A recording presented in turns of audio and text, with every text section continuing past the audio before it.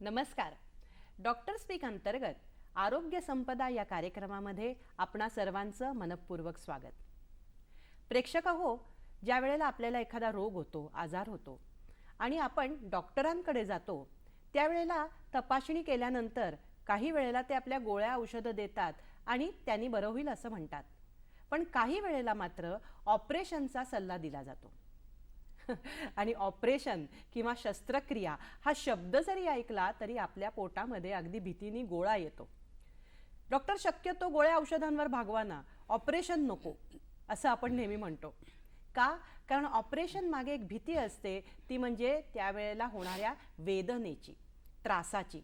आणि म्हणूनच ऑपरेशन टाळता येईल का असं आपण बघत असतो. पण मग डॉक्टर आपल्याला समजावतात, अहो काळजी करू नका, भूल देणार आहेत, ॲनेस्थेशिया देऊन मग तुमचं ऑपरेशन करणार, त्यामुळे तुम्हाला ती वेदना जाणवणार नाही. अशा वेळेला कळतं की या भूल देण्याचं महत्त्व काय आहे. आणि म्हणूनच याच विषयावर आज आपण आरोग्य संपदा या कार्यक्रमामध्ये बोलणार आहोत.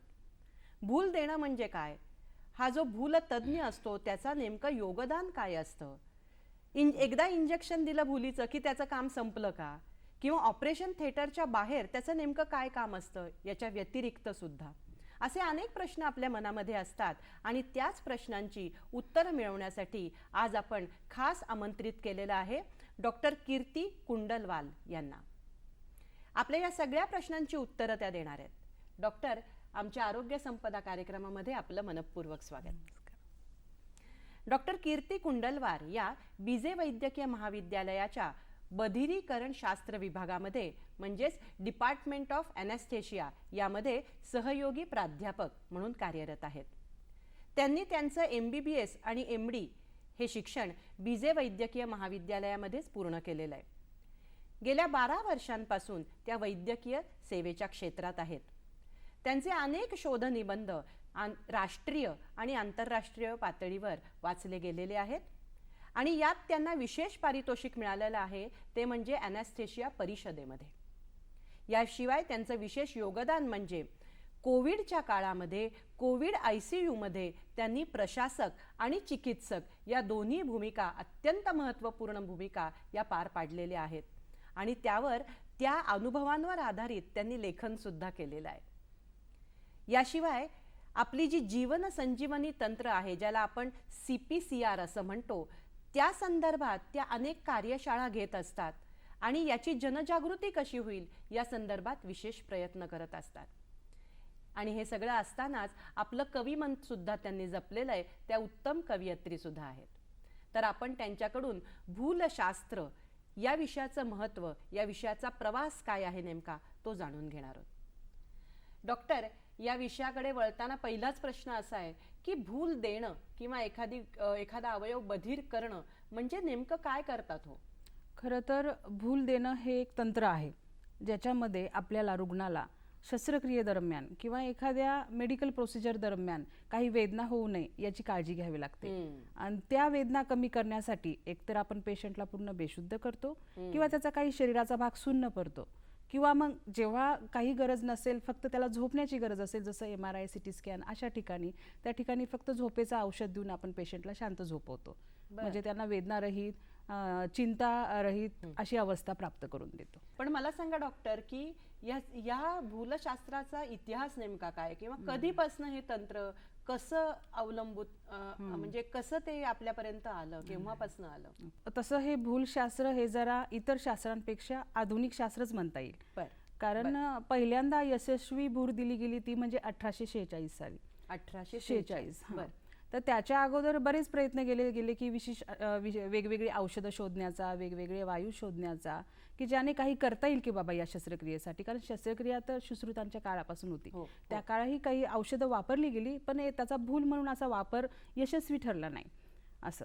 तर मग 1846 मध्ये WTG mortem, doctor WTG mortem हे डेंटिस्ट यांनी पहिली शस्त्रक्रिया पब्लिक डेमॉन्स्ट्रेशन केलं, जाहीर डेमॉन्स्ट्रेशन अमेरिकेतील बोस्टन शहरात केलं. आणि याच्यामध्ये त्याने इथरचा गॅस वापरून पेशंटच्या मानेवरील गाठ काढली आणि हे डेमॉन्स्ट्रेशन यशस्वी झालं पहिल्यांदा. आणि त्याच्यानंतर तो दिवस म्हणजे 16 ऑक्टोबर 1846 आणि त्या दिवसापासून 16 ऑक्टोबर हा दिवस जागतिक भूल दिवस म्हणून मानवला जातो, आपल्याकडे साजरा केला जातो. 16 ऑक्टोबर जागतिक भूल दिवस. आणि त्याच्या अगोदरही बऱ्याच जणांचं योगदान आहे, ते काही वाया गेलेलं नाही. म्हणजे आता 1844 मध्ये म्हणजे नायट्रस ऑक्साईड गॅस याचा वापर एक लाफिंग गॅस म्हणून पूर्वी पाश्चात्य संस्कृतीमध्ये केला जायचा. बऱ्याच अनेक कार्यक्रमांमध्ये करमणुकीसाठी याचा वापर केला जायचा. तर असंच एका नाताळाच्या पार्टीमध्ये असा लाफिंग गॅस घेत असताना आणि हसताना एक यजमान स्टेजवरून खाली पडले आणि त्यांना भरपूर दुखापत झाली, पण त्यांना त्याच्या वेदना जाणवल्या नाही. ही गोष्ट लक्षात आली तिथे प्रेझेंट असलेल्या हॉरेस वेल्स या नावाच्या डेंटिस्टच्या लक्षात आली. तर त्यांनी विचार केला की का नाही आपल्या पेशंटला एक ट्राय करून बघू, नायट्रस ऑक्साईड ट्राय करून बघूया. तर मग नायट्रस ऑक्साईड त्याने त्याच्या क्लिनिकमध्ये एका पेशंटला वापरला आणि तो यशस्वी झाला. कारण पूर्वी काय व्हायचं की तो आतमध्ये दात काढायला लागला की बाहेरचे पेशंट पळून जायचे कारण त्या नायट्रस ऑक्साईड वापरला. तर तो पहिल्यांदा त्यांनी त्या यशस्वी झाला क्लिनिकमध्ये, दुसरा पेशंट यशस्वी झाला. मग त्याने विचार केला की एक पब्लिक डेमॉन्स्ट्रेशन, तेव्हा पद्धत होती की जाहीर डेमॉन्स्ट्रेशन करावं लागायचं की तुम्ही म्हणतायत की त्याचं काय, जसं की आपण आता शोध निबंध संशोधक वगैरे करतो अशा प्रकारे. तर जेव्हा त्याने ते जाहीर डेमॉन्स्ट्रेशन दिलं त्यावेळेस मात्र रुग्णाला वेदना झाल्या, तो ओरडला. तर कदाचित असं झालं असेल की तो नायट्रस ऑक्साईड त्याने तेवढा इनहेल केला नसेल, त्याच्यामुळे प्रमाण कमी पडलं असेल रक्तातील. त्याच्यामुळे त्याचा बरंच नाचक्की झाली, बऱ्याच जणांनी त्याला चिडवलं, हसलं, त्याचा वापर शक्यच नाही बाबा अशा प्रकारे सांगितलं. पुढे जाऊन तो मेजर डिप्रेशनमध्ये गेला, त्याने आत्महत्याही केली. तर गोष्ट पण सुद्धा अशी सांगण्याची बाब अशी की आज रोजी हाच नायट्रस ऑक्साईड आम्ही एक भुलीचं औषध म्हणून वापरतो. त्याच्या एकट्या गॅसचा उपयोग भुलीचा औषध म्हणून नाही होऊ शकत, इतर औषधांसोबत वापरतो, पण ते वापरल्यामुळे भूल अधिक प्रभावी होते. जसे की आता जेवणात तुम्ही नुसतं लोणच्या सोबत जेवण नाही करू शकत, पण जेवणासोबत लोणचं असेल तर त्याची रुचकरता नक्कीच वाढते. तसा हा रोल त्या नायट्रस ऑक्साईडचा आहे. ते इतर भुलीचं प्रमाण कमी करतो आणि भूल प्रभावीपणे देतो. खूप अनाल्जेसिक प्रॉपर्टीज त्याच्यामध्ये, वेदना शमन करण्याच्या प्रॉपर्टीज त्या नायट्रस ऑक्साईडमध्ये आहे. हे झालं नायट्रस ऑक्साईडचं. त्याच्यानंतर आला क्लोरोफॉर्म, पण त्याचा बरेच दुष्परिणाम होते, त्याच्यामुळे ते लवकर बाजारातून म्हणजे भूल म्हणून बंद करण्यात आलं. पण आज आपण मूव्हीज मध्ये क्लोरोफॉर्म लावून बेशुद्ध करताना बघतोच आहे पेशंटना. आणि त्याच्यानंतर स्थानिक प्रादेशिक भुलीचा शोध लागला, म्हणजे मज्जारज्जू मधून औषध देऊन कसं तुम्हाला अर्धी भूल देता येईल. तर त्यासाठी कोकेन वापरलं गेलं. हे पण ऑगस्ट बायर हे जर्मन सर्जन होते, यांनी ते वापरलं. म्हणजे बघा, भूलशास्त्रामध्ये मोलाचा वाटा आहे डेंटिस्ट सर्जनचा. त्यावेळेस भूलशास्त्र आणि भूलतज्ञ ही शाखाच मुळात अस्तित्वात नव्हती, त्यामुळे यांच्या गरजेनुसार ते शोध लावत गेले. तर मज्जारज्जूमध्ये त्यांनी कोकेन स्वतःच्या मज्जारज्जूमध्ये टोचून घेतलं. त्यांचं खूप मोठं योगदान आहे, म्हणून मला हे सांगायची इच्छा आहे इथे. आणि स्वतःचे पाय बधीर होतात की नाही ते बघितलं आणि ते यशस्वी झालं. तिथून पुढे कोकेनचा वापर अर्ध्या भुलीसाठी केला गेला. कोकेनचे आता पुढे जाऊन आधुनिक औषधं आले आहे जे आपण वापरतो आणि प्रादेशिक अॅनेस्थेशियासाठी वापर करतो त्याचा. तर अशा प्रकारे अनेक सर्जनने किंवा डेंटिस्टने इतर लोकांनी हा इतिहास रचला. आणि तसं म्हणजे 1846 अगोदर पासूनच त्याचा हे वापर सुरू झाला असं मला म्हणायचं आहे. कोकेनचा वापर 1884 साली झाला पहिल्यांदा. वेगवेगळे प्रकार या भुलीचे कोणते असतात, मग ते प्रमाणावर किंवा कोणत्या अवयवाला द्यायचं त्यावर बदलतात? तर हे प्रकार आम्हाला तर भुलीचे मुख्यत्वे तसे म्हणू तर आपण 4 प्रकार आहेत. एक म्हणजे मी सांगितलं तसं जनरल अॅनेस्थेशिया इथर वापरून जो दिला गेला होता, सर्वसाधारण भूल ज्याला म्हणतो आपण. त्याच्यामध्ये आपण रुग्णाला शिरेमधून औषध देऊन पूर्ण बेशुद्ध करतो आणि त्याच्यानंतर त्याच्या बेशुद्ध झाल्यामुळे त्याचे स्नायू शिथिल होतात, त्यामुळे शरीराची हालचाल होत नाही. वेदनाशमनाची औषधं सोबत देतो, त्यामुळे वेदना होत नाही.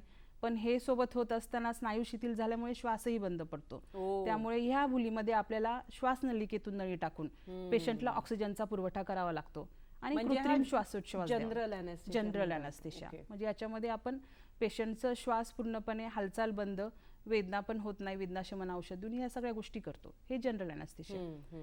तसं प्रादेशिक भुलीमध्ये मज्जारज्जूमधून एक सुई टोचून हो. मज्जारज्जूच्या भोवती विविध आवरणी असतात, तर त्याच्या एका आवरणामध्ये एका जागेमध्ये ते औषध आपण सोडतो बर. आणि त्याच्यामुळे कमरेखालील भाग बधीर होतो.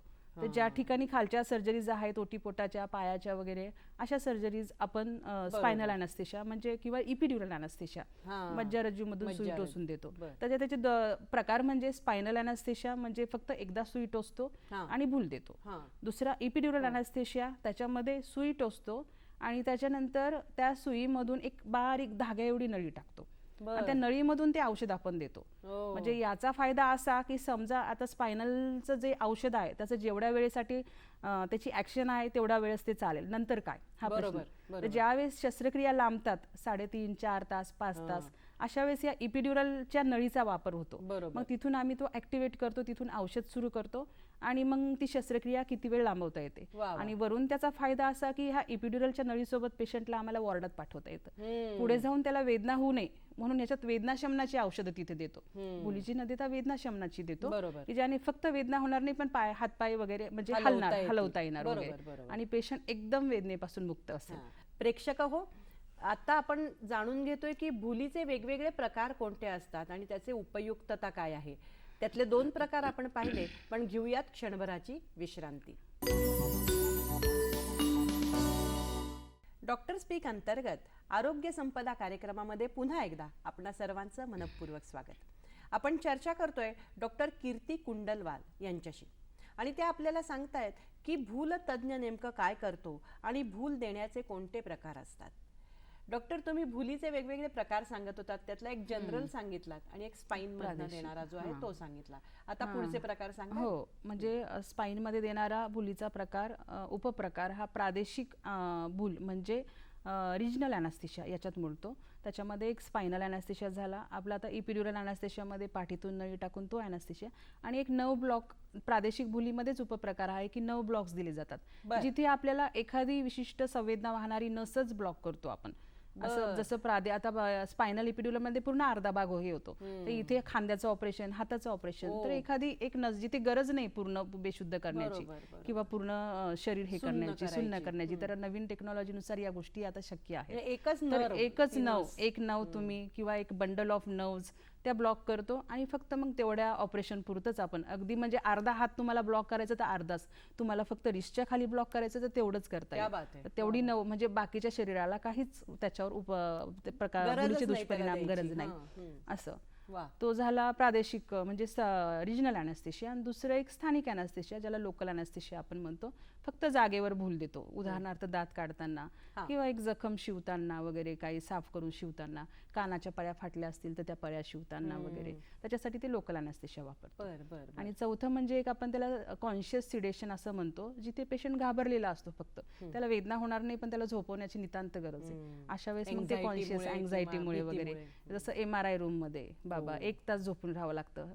लहान मुलांना तर द्यावीच लागते, पण मोठ्यांना पण बऱ्याच वेळेस क्लॉस्ट्रोफोबिया, बंद जागेची भीती असते, तर अशा वेळेस आपण ती फुल देतो तिथे, म्हणजे झोपवतो पेशंट. पूर्वी जेव्हा ह्याचा शोध लागलेला नव्हता तेव्हा या शस्त्रक्रिया कशा करत असतील? ऍक्च्युली म्हणजे पहिली गोष्ट शस्त्रक्रिया करायची की नाही हा खूप मोठा प्रश्न असायचा.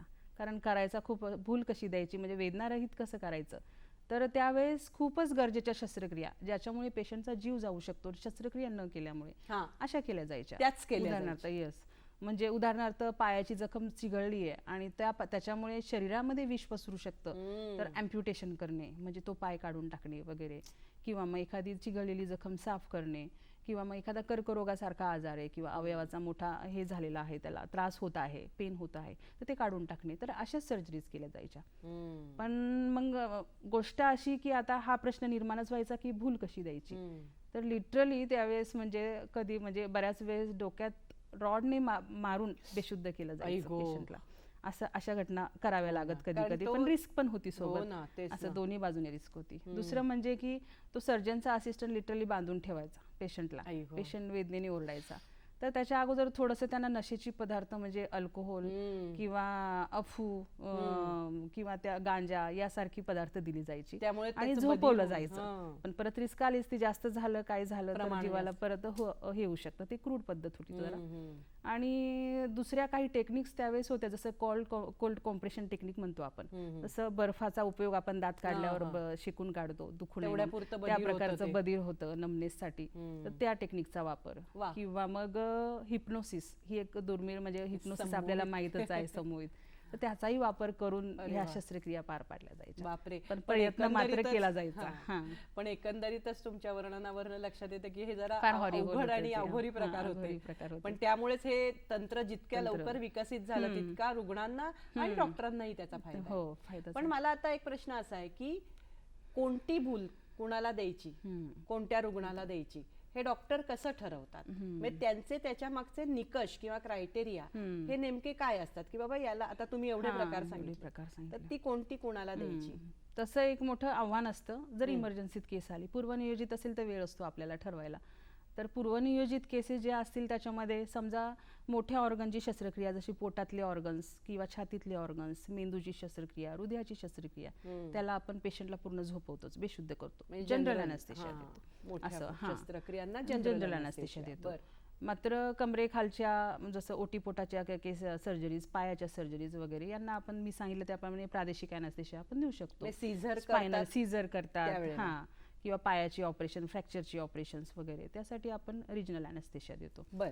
आणि जिथे मग नर्व ब्लॉक्स मी सांगितलं तसं हाताचं, खांद्याचं ऑपरेशन वगैरे, किंवा आता तर नर्व ब्लॉक्स, ट्रंकल ब्लॉक्स पण निघाले आहेत. काही पार्टचाच करायचं तेवढ्यापुरती तेवढी भूल देऊन आता नवीन UAG सोनोग्राफीचा वापर करून ते ट्रंकल ब्लॉक्स देऊनही वेदनाशमन किंवा तेवढा अॅनेस्थेशिया तो देता येतो. वा वा या वा. प्रकारे म्हणजे आणि नर्व तेवढीच तेवढीच ब्लॉक केली जाते, तेवढ्या भागाचीच फक्त, जे स्पायनल मध्ये शक्य नाही किंवा स्पायनल मध्ये शक्य पण तरी सुद्धा करू शकतो बाबा, तेवढी टेक्नॉलॉजी आहे म्हणून त्या गोष्टी केल्या जातात. वा. आणि लोकल अॅनेस्थेशिया मी सांगितल्याप्रमाणे दात काढणे हे त्या गोष्टींसाठी केल्या जातात.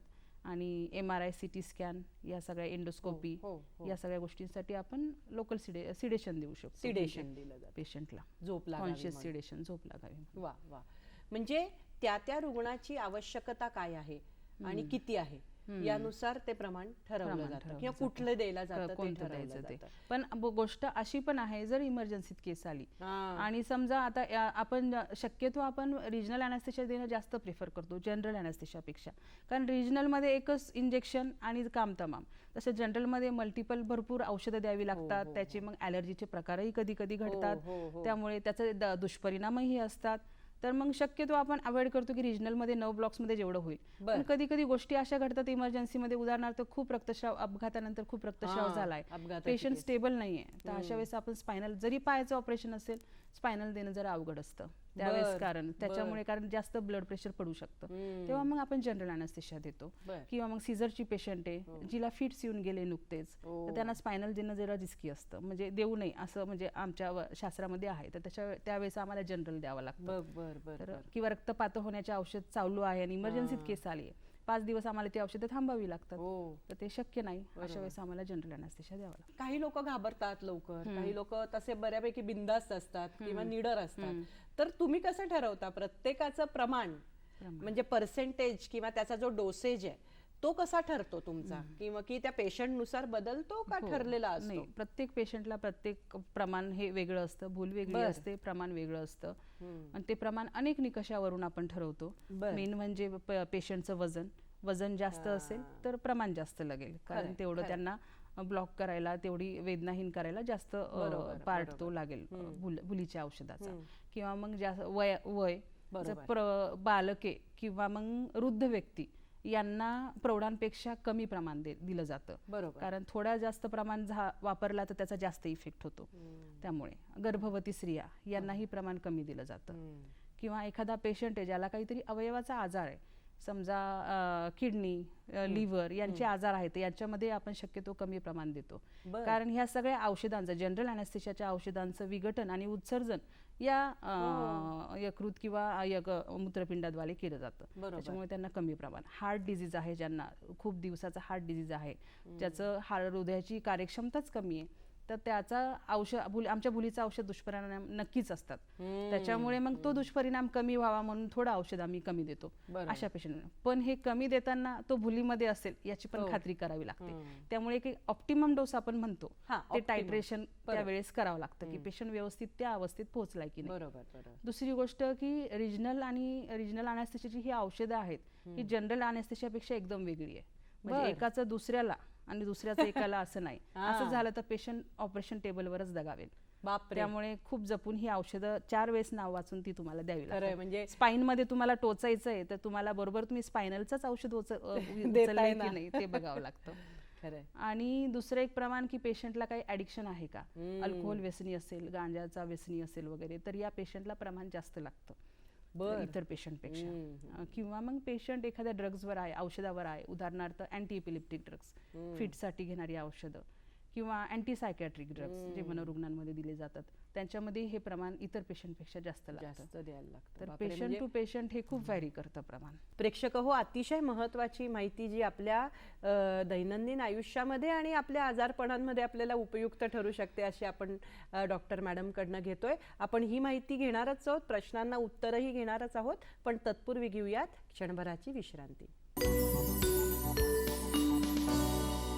डॉक्टर स्पीक अंतर्गत आरोग्य संपदा या कार्यक्रमामध्ये पुन्हा एकदा आपणा सर्वांचं मनपूर्वक स्वागत. आपण चर्चा करतोय डॉक्टर कीर्ती कुंडलवाल यांच्याशी. आणि भूल म्हणजे काय, ती कधी दिली जाते, कशी दिली जाते, कोणत्या प्रमाणात दिली जाते, या प्रश्नांवर आपण चर्चा करतोय. डॉक्टर, तुम्ही फार महत्त्वाची माहिती दिलीत की कोणत्या पेशंटला किती भूल दिली जाते, कसं प्रमाण आपण त्याचं ठरवतो किंवा भूलतज्ञाची भूमिका त्यामध्ये खूपच महत्त्वाची असते. पण आता तुमच्या म्हणजे तुम्ही सांगताना असं आलं की त्याचं वजन जास्ती असेल किंवा तो जर अल्कोहोल घेत असेल किंवा आणखी काय असेल तर आम्हाला हे लक्षात ठेवायला लागतं. त्या अनुषंगाने एक प्रश्न डोक्यात येतो की मग ज्या वेळेला तुम्ही भूल देणार आहात त्याच्या आधी काही तपासण्या किंवा काही चाचण्या पॅथॉलॉजिकल किंवा लॅबोरेटरीच्या अशा तुम्हाला कराव्या लागतात का? नक्कीच. जर तुम्हाला सुरक्षित भूल हवी असेल तर हे करणं जास्त महत्वाचं आहे. अर्धा याचा भाग आणि अर्धा भुलीचा भाग असं आपण म्हणूया. कारण या चाचण्यातून ही सगळी हिस्ट्री आपल्याला कळते, सगळ्या तपासण्यातून निदान होतं आणि मग आपण योग्य भूल योग्य प्रमाण हे ठरवतो. तर याच्यामध्ये चाचण्यांच्या अगोदर एक पूर्वीचा आरोग्य इतिहास आपण रुग्णाचा जाणून घेतो, ज्याच्यामध्ये पेशंटला काही आजार आहे का, हायपरटेन्शन, डायबिटीज, टीबी, दमा अशी मोठी आजार आहेत का, आजार असेल तर ती कंट्रोलमध्ये आहेत का, औषधे घेतोय की नाही पेशंट. कारण बरीचशी पेशंट ही कॉम्प्लायन्स फार पुअर असतो, म्हणजे पेशंट औषधं स्किप करतात. त्याच्यामुळे मग तो कंट्रोल मिळवणं भुलीच्या अगोदर खूप गरजेचं आहे. तसंच काही अवयवांची व्याधी आहे का, जसं मी तुम्हाला सांगितलं किडनी, लिव्हर वगैरे, कारण भुलीचं प्रमाण याप्रमाणे ठरवलं जातं. तसेच पेशंटला काही औषधाची ॲलर्जी आहे का, बरोबर, ते पण महत्त्वाचं. ते महत्त्वाचं आहे. कारण अशी ॲलर्जी असेल तर तो आम्हाला ऑपरेशन थिएटरच्या बाहेर ठेवावं लागतं ते औषध, असं म्हणजे चालणार नाही ठेवून असं. तर ही सगळी हिस्ट्री आणि फॅमिली हिस्ट्री वगैरे, जेनेटिक हिस्ट्री वगैरे ह्या सगळ्या गोष्टी विचाराव्या लागतात. आणि याच्यानंतर मग काही शारीरिक तपासण्या केल्या जातात, ज्याच्यामध्ये पेशंटचा आपण वजन, वय, उंची आणि पेशंटचा रक्तदाब, नाडीचा वेग, श्वासाची गती, शरीराचं तापमान, हे बेसलाईन पॅरामीटर सगळे मोजून घेतो. म्हणजे हे बेसलाईन पॅरामीटर झाले, त्याच्यानंतर भुलीच्या दरम्यान मग ते खालीवर झाले काही व्हायटल पॅरामीटर्स, ते आमच्या लक्षात येतात. बेसलाईन असं होतं, नोंद ठेवणं गरजेचं आहे. आणि त्यात ते कधी कधी ते कंट्रोलमध्ये नसतात तर औषधांवर घेऊन पूर्वनियोजित शस्त्रक्रिया असेल तर मग औषधं सुरू करून अगोदर ते कंट्रोलमध्ये घेतो आणि नंतर मग शस्त्रक्रियेसाठी पोस्ट करतो. दुसरं एक गोष्ट म्हणजे की बाकीच्या अवयवांची तपासणी, हृदय, फुफ्फुस वगैरे शारीरिक तपासणी केली जाते. याच्यानंतर महत्वाच्या रक्त चाचण्या, त्या म्हणजे CBC, कम्प्लीट ब्लड काउंट. याच्यामध्ये आपण हिमोग्लोबिन, प्लेटलेट्स, पांढऱ्या पेशी, लाल पेशी हे सगळं करतो.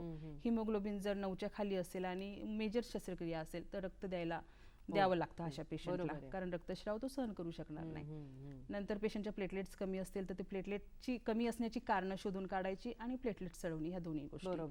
नंतर ब्लड शुगर लेवल, की मधुमेह असेल तर ती नियंत्रित आहेत का, आणि कधी कधी नव्याने आम्हाला पेशंटला मधुमेह आहे असं कळतं, कारण पेशंट लक्षच देत नाही लक्षणांवर स्वतःच्या, असं आहे घरी असताना. तर BSL, नंतर मग त्या kidney function test, liver function test, यांचं कार्य किडनी आणि खूप इम्पॉर्टंट आहेत, लिव्हर आणि किडनी यांचं सगळं कार्य त्याच्यातून बघतो. आणि ब्लड ग्रुपिंग, कारण रक्त देण्याची वेळ आली तर तुम्हाला पेशंटचा ब्लड ग्रुप माहीत पाहिजे, सँक्शन पाहिजे ब्लड गरज असेल तर. त्याच्यानंतर ECG, हृदयाची कार्यप्रणाली कशी अरे आहे. वा, बरं. तर ECG मध्ये जर काही बिघाड आला तर आपण बऱ्याच वेळेस पेशंटला 2D इको करायला सांगतो. आणि त्याच्याही पलीकडे पेशंटला जर मेजर वाटत असेल तर आपण अँजिओग्राफी कधी कधी सांगू शकतो. रेअरली होतं, पण कधी कधी काही पेशंटला सांगावं लागतं अशा गोष्टी. आणि नंतर एक्सरे मध्ये हृदय आणि फुफ्फुसाची कंडिशन कळते.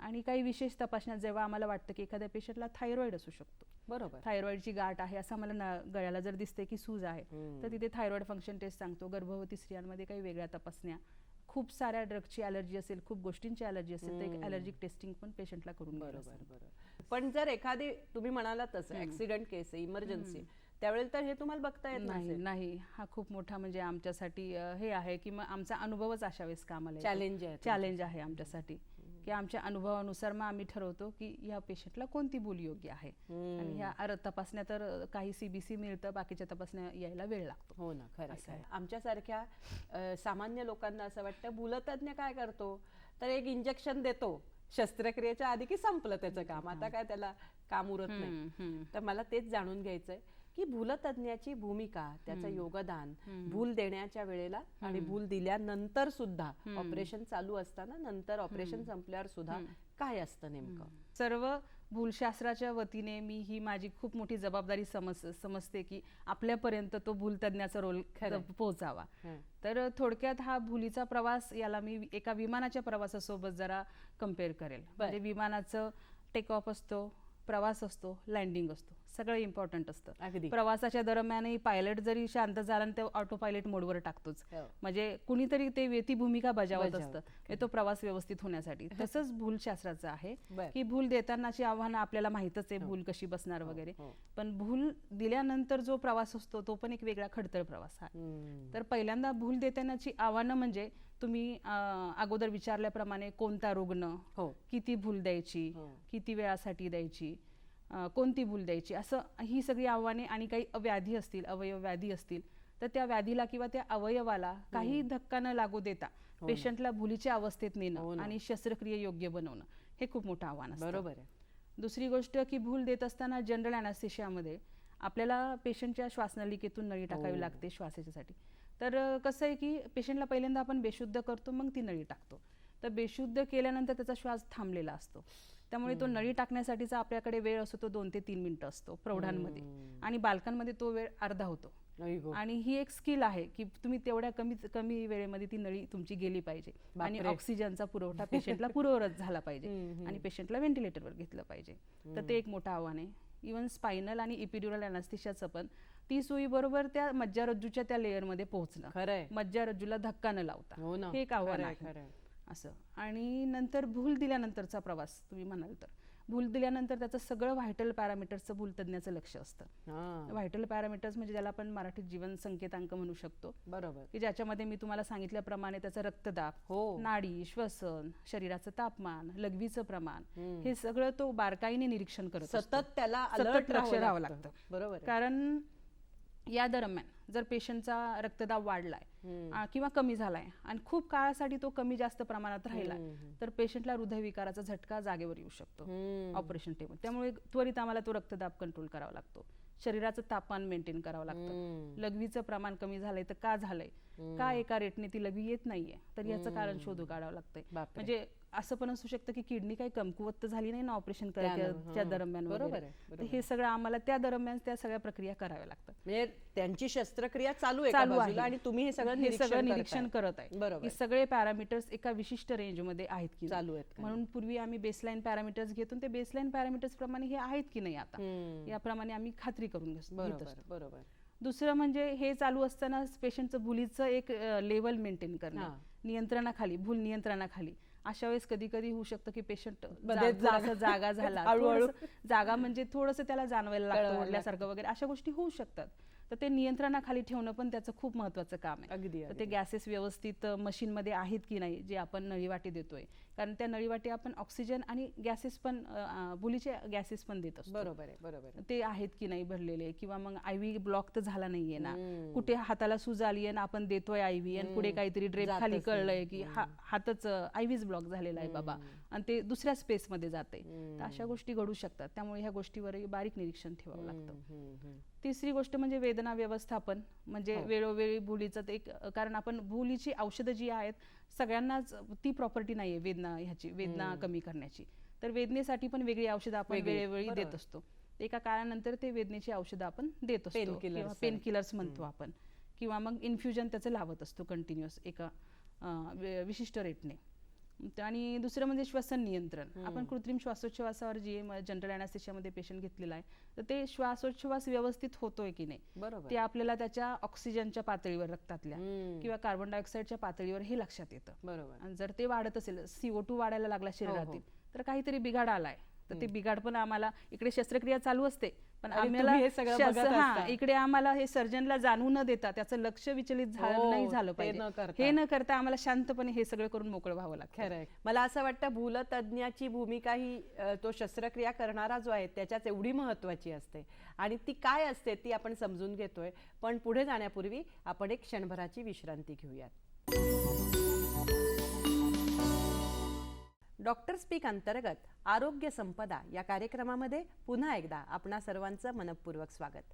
आपण चर्चा करतोय डॉक्टर कीर्ती कुंडलवाल यांच्याशी, आणि आपण जाणून घेतोय की भूलतज्ञाची भूमिका ही नेमकी शस्त्रक्रियेच्या दरम्यान काय असते. डॉक्टर, तुम्ही फार महत्त्वाचं सांगितलं की भूलतज्ञ हे भूल देताना काय विचार करतो, कसं त्याचं योगदान असतं, ॲक्च्युअल ऑपरेशन चालू असतानाही तो काय करत असतो. आता मला सांगा की ऑपरेशनच्या मध्ये, म्हणजे आपण आता उल्लेख केला, एखाद्याला जाग आली तर त्याची कारणं काय असतात आणि ती सिच्युएशन तो कसा हँडल करतो भूलतज्ञ. तसं म्हणायला गेलं तर त्याला जाग येणं आधुनिक तंत्रज्ञानामुळे फार दुर्मिळ आहे, कमी प्रमाणात आहे, पण होऊ शकतं. हे दुष्परिणाम हा एक गंभीर दुष्परिणाम होऊ शकतो पेशंटला. तर त्याचं महत्त्वाचं कारण म्हणजे तुम्हाला अगोदर सांगितलं मी की त्याला महत्त्वाच्या अवयवाच्या व्याधी असतील काय, ज्याच्यामध्ये आम्हाला भूल खूप मोजून मापून द्यावी लागते, किंवा मग त्याचा रक्तस्राव खूप झाला आहे आणि त्याच्यामुळे रक्तदाब पडतोय त्याचा, आणि आमच्या भुलीच्या औषधाचा एक दुष्परिणाम आहे की ज्याच्यामध्ये पण रक्तदाब पडतो. तर त्या रक्तदाब तो एका लेवलला ठेवण्यासाठी आम्हाला ते सारखं टायट्रेशन करावं लागतं की बाबा इकडे कमी झालं तर आमचं इकडे कमी करणं असं. तर त्या गोष्टीमुळे ती जाग येऊ शकते, किंवा मग उपकरणामधील त्रुटी. जर ते कनेक्शन आम्ही जे मशीन वापरतो अॅनेस्थेशिया वर्कस्टेशन, त्याच्यामध्ये काही बिघाड आला तर त्याच्यामुळे ती गॅस डिलिव्हरी होणार नाही, त्याच्यामुळे पण ते. पण आजकालचे जे मॉडर्न अॅनेस्थेशिया मशीन आहे त्याच्यामध्ये अलार्म सिस्टीम पण आहे. काही बिघाड आला, काही ब्लॉकेज झालं, काही डिस्कनेक्शन झालं तर लगेच अलार्म द्यायला लागतं, आणि ते त्वरित आम्ही अटॅच करून ते हे करून, म्हणजे त्या अवस्थेपर्यंत जात नाही, जाग येण्याच्या अवस्थेपर्यंत. तर त्याच्यामुळे ह्या गोष्टी. आणि एक महत्त्वाची गोष्ट म्हणजे वर्षानुवर्षांच्या अनुभवानुसार, भूलतज्ञाच्या अनुभवानुसार, की बाबा पेशंट भुलीच्या योग्य अवस्थेत आहे की नाही तो ओळखत असतो त्यांच्या नजरेने. अशा वेळेस की म्हणजे इथे तुमचा अनुभव फार महत्त्वाचा आहे. म्हणजे अशी रुग्ण ज्यांना जाग आली तो ओळखेल की बाबा जरा स्नायूचा सर्जनला त्रास होतोय, जास्त खेचावे लागतायत, तर तो मसल रिलॅक्संट कमी पडतायत का काय, किंवा मग अश्रुस्राव सुरू झालाय डोळ्यातला, लॅक्रिमेशन. तो जर एक भूलतज्ञ, चांगला अनुभवी भूलतज्ञ असेल तर या सगळ्या गोष्टींचं तो निरीक्षण सारखं करत असतो. अश्रुस्राव सुरू झालाय का, किंवा मग पेशंटचा नाडीचा वेग सारखा कमी जास्त होतोय का, तो एका लेवलमध्ये असला पाहिजे, कमी जास्त, किंवा रक्तदाब वाढलाय का. तर याच्यावरून तो एक कल्पना लावू शकतो की कदाचित पेशंट थोडासा भुलीच्या बाहेर येतोय. बरोबर. त्याच्यावरून तो लगेच नियंत्रण त्याच्यावर घेतो आणि योग्य ते एजंट, योग्य तो वायू किंवा IV ड्रग्ज जे काही असेल तो देतो. आता तिसरा टप्पा आला की ऑपरेशन नंतरची भूलतज्ञाची भूमिका काय असते. ऑपरेशन नंतर भूलतज्ञाची भूमिका जनरल अॅनेस्थेशियात वेगळी, स्पायनल किंवा रिजनल अॅनेस्थेशियामध्ये वेगळी. जनरल अॅनेस्थेशियामध्ये पेशंटला पूर्णपणे बेशुद्धीमधून शुद्धीच्या अवस्थेत आणायचं असतं. बरोबर. तर त्याचं जे ऑपरेशन दरम्यान त्याने जे निरंतर सतर्कता, हे ब्रीद वाक्याप्रमाणे तो वागलेला असतो. त्याच्यामुळे जर हे व्यवस्थित पार पाडलेलं असेल तर तो भुलीमधून नक्कीच पेशंट व्यवस्थित आउट येईल. जर तो आउट येण्यासारखा असेल, बाहेर येण्यासारखा. काही पेशंट आम्ही सिलेक्टिव्हली व्हेंटिलेटरवर टाकतो जो बाहेर काढण्यासारखे नसतात, बाहेर काढण्यासारखे असतात. मग त्यांना काही औषधं देऊन त्या भुलीची मात्रा हळूहळू शेवटी जेव्हा सुचर्स वगैरे सुरू होतात भुलीची मात्रा कमी करत जातो, आणि तसेच स्केलेटल मसल रिलॅक्संट पण गरज असेल तर देतो. म्हणजे हे भूल देताना आम्ही बेशुद्धीचं औषध स्केलेटल मसल रिलॅक्सन ज्याच्यामध्ये स्नायू शिथिल होतात हो, बरोबर. आणि वेदनाशमनाचे औषध असं कॉम्बिनेशन सगळं पॉलिफार्मसी करत असतो. तर ही सगळी औषधं हळूहळू तो शेवटच्या टप्प्यामध्ये कमी करतो आणि नंतर मग रिव्हर्सलसाठी वेगळे आमची औषधं आहे. बर. हे भूल रिव्हर्स करण्यासाठी निमोस्टिगमिन, ग्लायकोपायरोलेट ही औषधं आहे जी रिलॅक्सनच्या ऑपोजिट ऍक्शन करतात बर. आणि स्नायूंचं बळ वाढवतात, स्नायूमध्ये एनर्जी ऊर्जा आणतात अशा प्रकारे. तर अशी औषधं देतो आणि योग्य त्या वेळेला त्यावेळेस श्वास नलिका श्वसन नलिका असते आणि आम्हाला जर वाटलं की पेशंटचा श्वास एकदम सुरळीत आहे त्यावेळेस ती नळी काढून घेतल्या जाते आणि फक्त ऑक्सिजनचा मास्क ठेवतो. वा. अशा प्रकारे त्या भुलीतून बाहेर काढतो. हे सगळं चालू असताना हा प्रवास तुम्ही सांगितलात, याचे काही भुलीचे काही दुष्परिणाम पेशंटवर होतात का? हो, म्हणजे कोणतंच औषध दुष्परिणामाशिवाय ज्याला जर इफेक्ट आहे तर साईड इफेक्ट असणारच खरंच, असं आहे खरंच. ते. अगदी खरंय. तर जनरल अॅनास्थेशियाची जी औषधं आहे सर्वसाधारण भुलीची त्या औषधांमुळे पेशंटला ऑपरेशन संपल्यानंतर मळमळ उलटी असं बऱ्याच वेळेस होतं, पण याची आम्ही काळजी घेतो. याच्यामध्ये आम्ही उलटी न येऊ देणारी औषधं प्री मेडिकेशन म्हणून एक प्रकार असतो भूल सुरू करण्याच्या अगोदर त्याच्यामध्ये देतो आणि मध्ये गरज लागल्यास पुन्हा रिपीट करतो. तर हे मळमळ उलटी काही पेशंटला तरीही जाणवू शकतं. नंतर डोके जड पडणे किंवा झोप लागणे या सगळ्या गोष्टी, गरगरणे, चक्कर येणे या गोष्टी जाणवू शकतात. आणि नंतर श्वासनलिकेत नळी टाकलेली असते त्याच्यामुळे मग घसा खवखवतो, जरा दुखतो. बरोबर. अगदी दिवसभर पण तो दुखू शकतो. पण म्हणजे त्याची तसे हे treatment आहे, minor तसं आहे. मायनर आहेत. आणि चौथं म्हणजे स्नायूची जरा दुखणं स्नायूंना, कारण एका विशिष्ट अवस्थेत खूप वेळ ऑपरेशन चाललेलं आहे त्यामुळे स्नायू दुखू शकतात. बरोबर, तर हे थोडे छोटेसे तात्पुरते साईड इफेक्ट पण आहेत. म्हणजे ते सहजपणे त्याला करणं शक्य आहे Yes. किंवा त्यावर ओव्हरकम करणं ओव्हरकम आपण करू शकतो. स्पायनल अॅनास्थेशियामध्ये एक महत्त्वाचा साईड इफेक्ट म्हणजे स्पायनल हेडेक आपण म्हणतो, डोके दुखणे. तर हे का होतं तर भूलतज्ञाने दिलेल्या सूचना न पाळल्यामुळे. म्हणजे भूलतज्ञाचं म्हणणं असतं की स्पायनल दिल्यानंतर तुम्ही 24 तासासाठी तरी लाय डाऊन पोझिशनमध्ये राहा. कारण काय होतं, ज्या ठिकाणी सुई टोचली आहे त्या ठिकाणावरून तो द्रव बाहेर येणं छोट्याशा जागेतून का व्हायना तो थोडा थोडा येत असतो आणि त्याच्यामुळे ते आतलं CSF प्रेशर वेगवेगळे मेकॅनिझम ऍक्टिव्हेट होतात आणि त्याच्यामुळे तो हेडेक होऊ शकतो. तर त्याच्यामुळे तुम्ही 24 तास फक्त खाण्यापिण्यापुरती उठून बसा, बाकीचं तुम्ही झोपून राहा. पण पेशंटची पायाची हालचाल सुरू झाली 5-6 तासात ते चालायला फिरायला लागतात, मग तो हेडेक होतो आणि मग पेशंट परत आमच्याकडे पाठवला जातो की त्याला हेडेक होतोय, त्याची ट्रीटमेंट डॉक्टर लिहून द्या अशा प्रकारे. बरोबर आहे. तर तो स्पायनल हेडेक हा एक कॉमन साईड इफेक्ट आहे स्पायनलचा.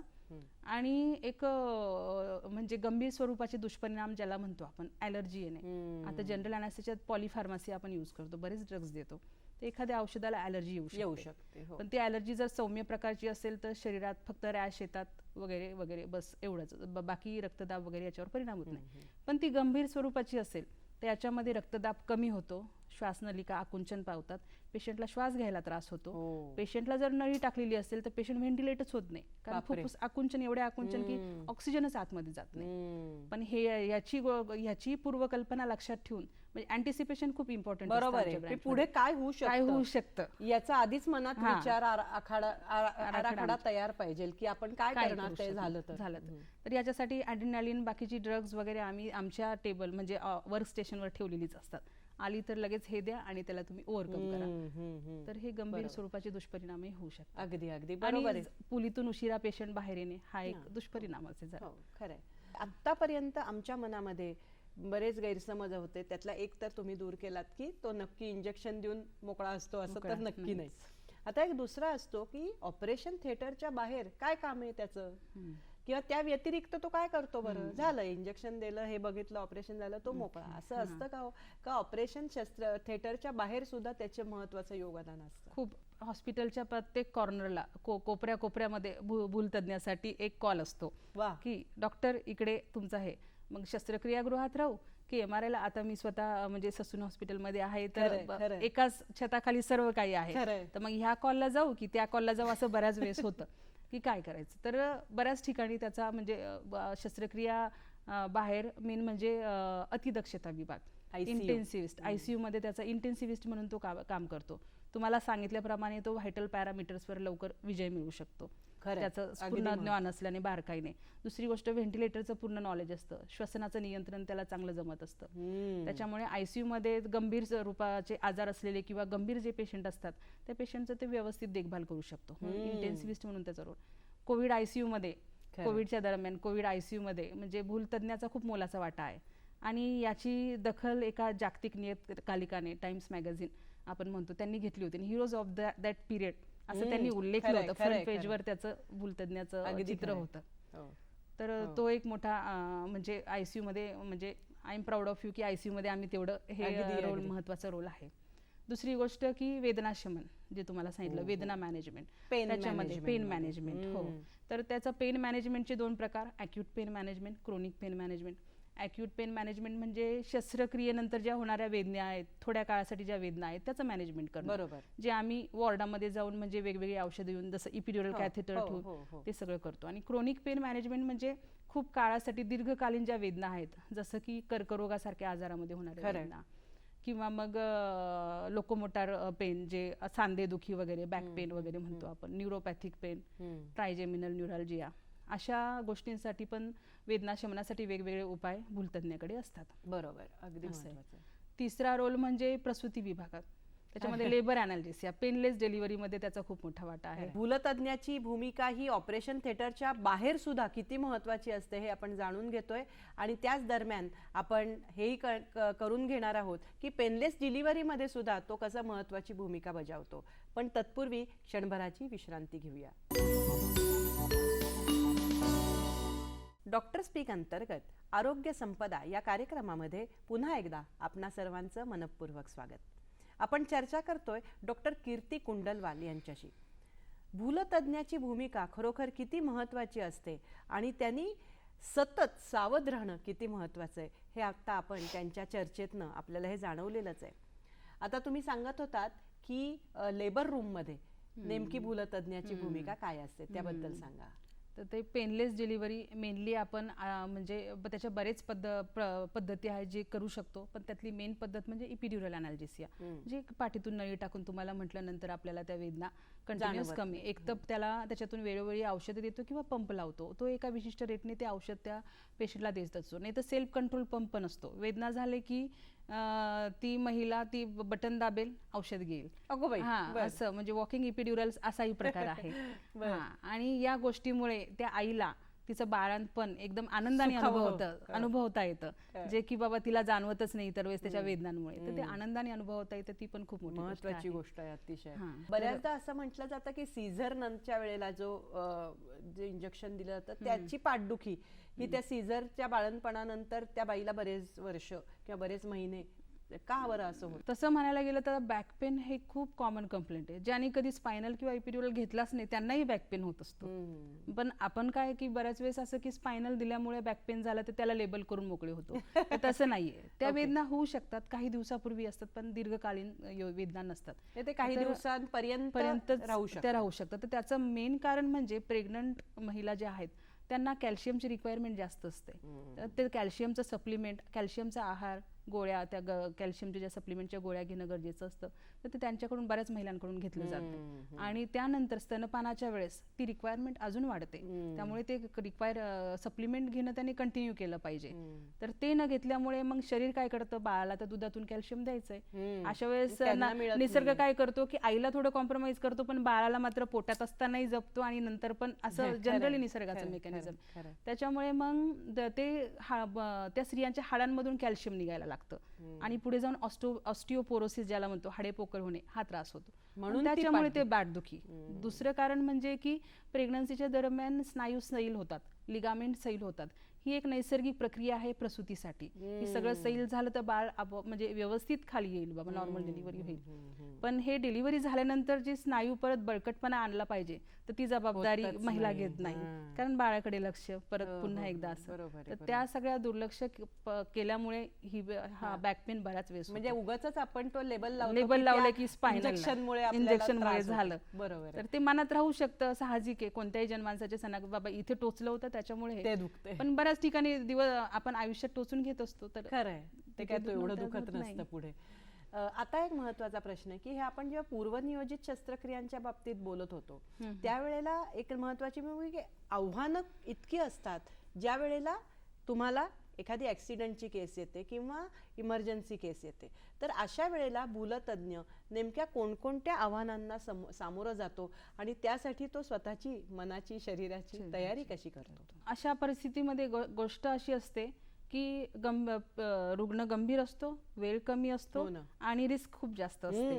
कारण मी सांगितल्यापूर्वी याच्या अगोदर सांगितल्याप्रमाणे प्री अनास्थेशिया चेकअप जो म्हणतो तो चेकअप करायला आम्हाला खूप कमी वेळ मिळतो, कारण ती इमर्जन्सी शस्त्रक्रिया बरोबर असते. आहे. त्यामुळे जेवढी हिस्ट्री आम्हाला मिळेल, जेवढ्या तपासण्या आमच्या हातात पडतील त्याद्वारे आम्हाला तो निर्णय घ्यावा लागतो. त्यामुळे मग कोणत्या रुग्णाला किती प्रमाणात भूल द्यायची आहे ते आमचं वर्षानुवर्षाच्या अनुभवानुसार आम्ही ते ठरवतो. बरोबर. हे ओके बाबा, याने पेशंट स्टेबल राहणार आहे. दुसरं आव्हान म्हणजे इमर्जन्सीमध्ये तो पेशंट येतो तर तो उपाशी राहण्याची शक्यता फार कमी असते. आणि ते उपाशी राहणं भुलीसाठी खूप गरजेचं आहे, कारण जेव्हा पेशंटला आपण बेशुद्ध करतो किंवा स्पायनल देतो अशा वेळेस आपल्या स्टमकमधलं जे अन्न आहे ते श्वासनलिकेत जाऊन ते फुफ्फुसात जाण्याचं प्रमाण म्हणजे वाढतं, म्हणजे बऱ्यापैकी शक्यता जास्त तो असते. एम्प्टी स्टमक एम्प्टी स्टमक असणं खूप गरजेचं असतं. पेशंट एनबीएम असणं खूप गरजेचं असतं. तर ते बऱ्याच वेळेस पेशंट एनबीएम नसतात आणि त्याच्यामुळे पुढे जाऊन आम्हाला मग रॅपिड इंडक्शन म्हणजे रॅपिड सिक्वेन्स इंडक्शन अशी एक टेक्निक आहे आमच्यामध्ये अशा उपाशी नसलेल्या पेशंटसाठी, ज्याच्यामध्ये कमीत कमी वेळ श्वासनलिकेत नळी टाका, बाकीची प्रक्रिया बेशुद्ध अवस्था आणि श्वासनलिका टाकलेली हा वेळ कमीत कमी करावा. बरोबर. तर ती टेक्निक एक रिस्की म्हणजे आमच्यासाठी आव्हानात्मक आहे, पण ती करावी लागते. बरोबर आहे. दुसरं म्हणजे रुग्णाची स्थिती म्हणजे हे सगळे पॅरामीटर्स अस्थिर असतात, त्यामुळे हे आम्हाला स्थिर करून मग भूल देणं फार गरजेचं असतं, नाही तर पेशंट आणखी खालावू शकतो. हो ना. रक्तदाब वाढला असेल किंवा कमी झाला असेल तर रक्तस्राव झाला असेल तर रक्त देणं वगैरे या सगळ्या गोष्टी कराव्या लागतात. आणि चौथी गोष्ट म्हणजे की अशा वेळेस आमच्यातलं कोऑर्डिनेशन म्हणजे सर्जन, अॅनास्थेटिस्ट, नंतर आयसीयू मधलं इंटेन्सिव्हिस्ट, नर्सिंग टीम यांच्यामधलं कोऑर्डिनेशन खूप फार चांगलं असणं महत्त्वाचं गरजेचं आहे. आहे. अगदी की बाबा ह्याच्यासाठी हा बेड, हे इकडे असं म्हणजे असं अगदी, शिफ्टिंग, बरोबर. हे सगळे प्रकार आम्हाला कमीत कमी वेळेमध्ये करावं लागतं. पण मग अशा स्थितीमध्ये तो शांत मन असणं ही खूप गरजेचं आहे, मगच त्याची निर्णय क्षमता वाढू शकते आणि तो वेगवानही असला पाहिजे. फारच महत्वाचं. मला असं वाटतं की ह्या सगळ्या चर्चेच्या दरम्यान जो काही एक भूलतज्ञाचा महत्वाचा रोल आहे, योगदान आहे, ते तुम्ही सांग. आमच्याही मनामध्ये अनेक प्रश्न होते. आता कार्यक्रमाच्या शेवटी जाताना एक भूलतज्ञ म्हणून जसं तुम्ही म्हटलात की तो अनुभवही असणं गरजेचं आहे, तो सावध चित्त असणं गरजेचं आहे. तर आमच्या प्रेक्षकांना, आपले प्रेक्षक सुशिक्षित, अशिक्षित, ग्रामीण, शहरी सगळे असतात, त्यांना तुम्ही काय संदेश देऊ इच्छिता? यासाठी माझं एक म्हणजे म्हणणं आहे, स्ट्रॉंगली म्हणणं आहे की जसं तुम्ही तुमचा सर्जन निवडता तसा तुमचा भूलतज्ञ नक्कीच जाणून घ्या की तो किती कौशल्यपूर्ण आहे, तो किती अनुभवी आहे, आणि त्याला जर आधुनिक तंत्रज्ञानाची जोड असेल तर मोठीच गोष्ट. आणि दुसरी गोष्ट की तुमच्या भूलतज्ञाला तुम्ही सर्व गोष्टी, तुमचा वैद्यकीय इतिहास, तुमची फॅमिली हिस्ट्री, जेनेटिक हिस्ट्री वगैरे सर्व सांगा, कारण त्यानुसार तो तुमची भूल ठरवणार आहे. तुम्हाला काही व्यसन असेल ते लपवू नका, ते तुम्ही त्या भूलतज्ञाला सांगा. म्हणजे ते सेफ अॅनेस्थेशिया लँडिंग तुमचं झालं पाहिजे. आणि दुसरी गोष्ट म्हणजे जर ऑपरेशन झाल्यानंतर ज्या भूलतज्ञाच्या सूचना आहेत त्यांचं तुम्ही नक्कीच पालन करा. त्या पालन करायला विसरू नका, कारण त्यात काहीतरी लपलेलं असतं जे तुम्हाला ते दुष्परिणामाच्या स्वरूपात समोर येतं आणि नंतर मग तुम्हाला पुन्हा हॉस्पिटलचा धावा घ्यावा लागतो. प्रेक्षक हो, आपल्या मनामध्ये शस्त्रक्रिया म्हटलं की एक गंभीर काहीतरी असं वाटत असतं, पण ज्या वेळेला आपण शस्त्रक्रियेसाठी जातो त्यावेळेला तो जो सर्जन आहे, शस्त्रक्रिया करणारा, त्याच्याच बरोबर भूलतज्ञाची सुद्धा भूमिका केवढी महत्त्वाची आहे हे आत्ता आपल्याला लक्षात आलं. आणि अशा वेळेला भूलतज्ञ फक्त इंजेक्शन देतो भुलीचं आणि मोकळा होतो असं नाही, तर थ्रूआउट ते ऑपरेशन त्याची महत्त्वाची भूमिका आहे. ऑपरेशन झाल्यानंतरची सुद्धा त्याची महत्त्वाची भूमिका आहे. आणि खरोखर या बधिरीकरण शास्त्रामुळे आपली वेदना ही कमीत कमी कशी होईल त्याच्याकडे तो लक्ष देत असतो. आणि तुमचं संपूर्ण जे निदान आहे किंवा तुमचे जे काही चाललेले उपचार आहेत त्या उपचारामध्ये तुमचं शारीरिक वेदना कमी करून तुमचं मन कसं शांत राहील याचं अत्यंत महत्त्वाचं कार्य हा भूलतज्ञ करत असतो. मला असं वाटतं या सगळ्या याच्यामध्ये एका जादूगारासारखा त्याचा रोल आहे, त्याची भूमिका आहे, जो तुमचं मनस्वास्थ्य आणि शारीरिक स्वास्थ्य टिकवत असतो. आणि म्हणूनच जेव्हा जेव्हा अशा परिस्थितीला तोंड द्यायचा वेळ येईल, आपल्याला द्यायची वेळ येईल, त्यावेळेला आपण त्या भूलतज्ञाबद्दल कायमच कृतज्ञ राहायला पाहिजे असं मला वाटतं आणि संपूर्णपणे त्याला सहाय्य केलं पाहिजे, सहकार्य केलं पाहिजे. डॉक्टर, तुम्ही या ठिकाणी आलात आरोग्य संपदा या कार्यक्रमामध्ये, या विषयावर अत्यंत विस्तृत, शास्त्रीय आणि आम्हाला समजेल अशा भाषेत माहिती सांगितलीत, त्याबद्दल दूरदर्शनच्या वतीनं मी आपले मनपूर्वक आभार मानते. खूप खूप धन्यवाद.